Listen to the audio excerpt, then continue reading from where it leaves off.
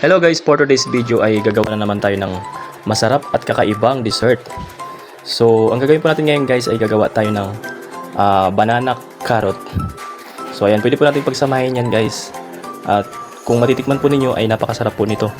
So, sa mga nagnanais po na gustong gumawa rin ito ay maaari nyo pong gayahin katulad ng ginagawa ko ngayon. So, ayan, start na po tayo guys. Naghiwa po tayo ng isang carrot at 5 pirasong banana. So, sundan lamang po ito guys. Napaka-basic na pong gawin. So, ginawa po natin dito ay ginadgad po natin yung carrot. So, ayan po. Sundan na po yung ginawa natin. So, ayan. Pagkatapos nga pong gadgarin natin yung carrot, durug-durugin lamang po natin ng tinidor yung ating banana.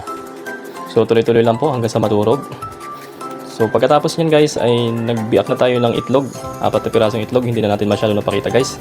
At 1 cup na asukal lamang po. At pagkatapos, mimixer na po natin.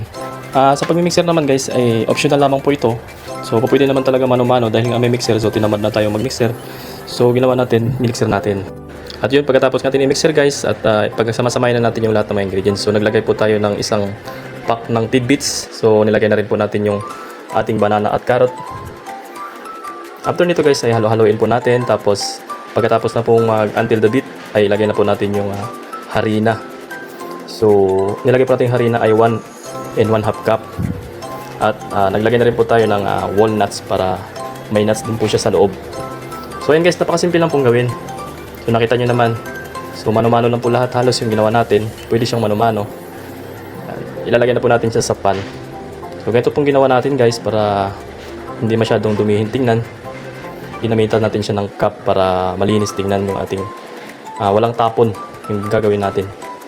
So, ganyan lang pong gagawin guys. Napaka-basic lang pong gawin. Kaya kung sa mga nagnanais pong gumawa sa bahay or pang negosyo, pwede nyo pong gagawin ito guys. Napakadali lang pong gawin at napakasarap pa.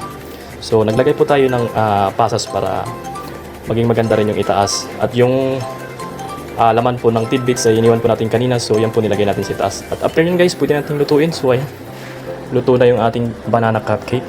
Makadali nga lang talaga ito guys dahil sa loob ng 30 minutes ay halos okay na po yung ating product.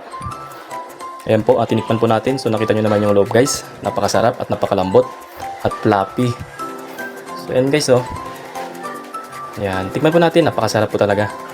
Kain po tayo guys. The best po talaga ito. At pang birthday, napakasarap talaga ito sa mga handaan, sa mga party-party. So ayun guys, natapos na naman yung ating video. So kung nagustuhan yung ating video guys, paki-iwan naman ng support, paki-heart, like and share naman po dyan guys. At hanggang dito na lang po yung ating video at kita-kits tayo sa susunod na episode. Maraming salamat. God bless you all.